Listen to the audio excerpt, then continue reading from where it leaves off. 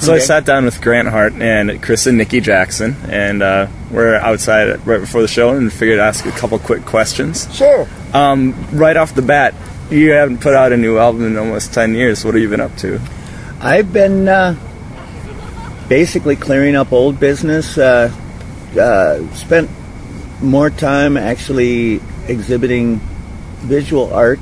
Been involved in about eight different shows that, when I think back, I had never taken advantage of those opportunities before. I took my damn sweet time recording the record. Half of it was made in Montreal.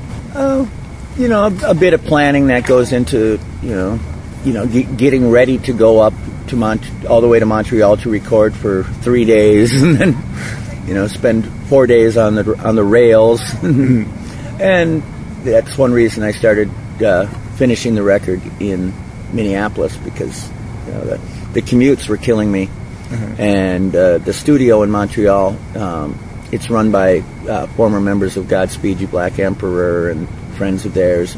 In the meantime, they had changed locations, and the studio was inoperative for a little over a year. And when they opened up, there was such a backlog of business that they had that it was there was a lot of people trying to use that studio. And also I think it became a little bit of a trendy place to record. Nothing that changed the studio, except it changed the clients. Montreal is one of the 4 or 5 cosmopoles on this continent, and has an active scene. Maybe there's maybe there's too many performers and not enough audience. I mean, everybody seems to be on the guest list, and not that that's a bad thing, but there needs to be fans who are fans rather than musicians coming to the shows that end up being critics. And very critical town, self-criticizing, but and that's a good thing. That was one of the factors that created the Italian Renaissance. Is there was a lot of public criticizing of other artists' work going on there, and it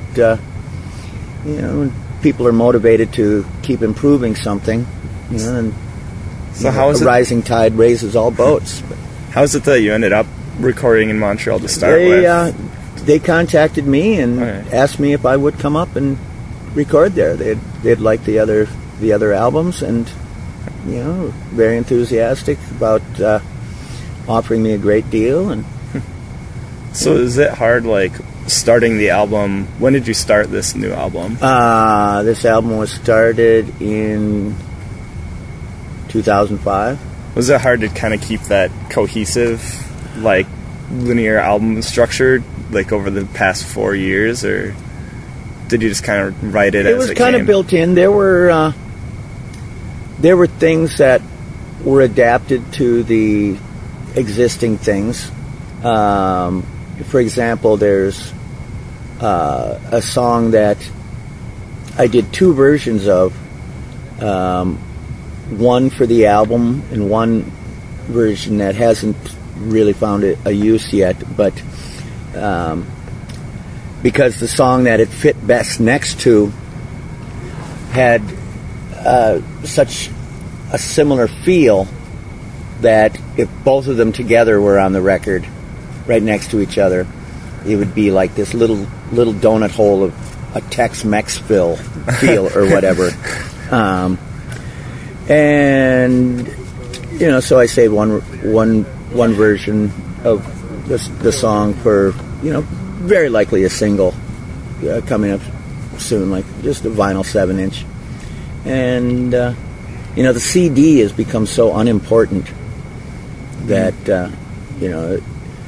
the concentration has been on producing good analog sounds that will transfer to download very well, because it's going to be mostly that. It's going to be mostly download, followed by vinyl, and then I imagine some CD sales. Is that kind of a new headache that you have to deal with, like dealing with not only writing an album that you are happy with and putting it out, but figuring out what format you're going to put it out, like when, how it's going to sound best, how it's going to be mastered, if people are going to want to download a single, and what is ironic is most of the pressing plants do not do tape mastering. Mm-hmm. They will do digital mastering so that it can come out on analog. The whole revolution hasn't taken place yet. Mm. With digital, everything plays at the precisely correct speed. You don't have to worry about, it's not going to play at all if it doesn't play correctly. Mm-hmm. And in the old days, you had to worry about, maybe, there's extra sunspots today, and the capstan motor is running a little slower, a little faster. We're still at the crossroads with technology, where sooner or later people are going to figure out that there's a lot of things being done by computer that didn't need to be done by computer, that were actually done better. Mm-hmm. Things that need to be adapted, like what I found to be the most amusing was the album graphics. Mm-hmm. Everything comes, you have to put it onto a computer file, and the computer will not eyeball something. The computer can't tell if something's wrong, and you fulfill all the requirements of the computer file, and then it still comes out goofed up. Yeah.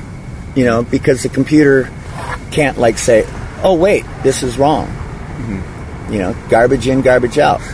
And do you think people are just over eager to use technology and use computers for everything, that they kind of lose the medium? The biggest evidence for my answer to that question was with the downloading piracy that was much more of a trend 10 years ago. But somebody like, the fellow who invented Napster, he lied before Congress. He told them that there was no way of keeping track of who was downloading what in what quantities. That's poppycock. Write it into the program, and it'll happen. And what ended up happening is, after the collapse of the so-called tech bubble, or the so-called collapse of the tech bubble, a lot of people profited very hugely off of that piracy. That could have been shut down at any moment by the government. There were laws being broken that had been in place for 100 years that, it doesn't take an Einstein to figure out that digital theft is still theft. Mm-hmm. And, I'm not one of these guys that, needs to charge for every, song that I sing or blah, blah, blah. But, this is what I do. Mm-hmm. And as 10 years ago, you used to see so much in the media about, the penalties being dished out to pirates, people stealing music. Damn well, if people had figured out a way to download a chicken sandwich, that Colonel Sanders would have been the nation's biggest heel. Mm-hmm. It's like, we're fighting back against Colonel Sanders, man. We're downloading our chicken sandwiches. Because all of a sudden the record labels were like these terrible, evil people that were making so much profit off of, off of something that should be free, like music. Well, you go to the garden store and you have to pay for trees.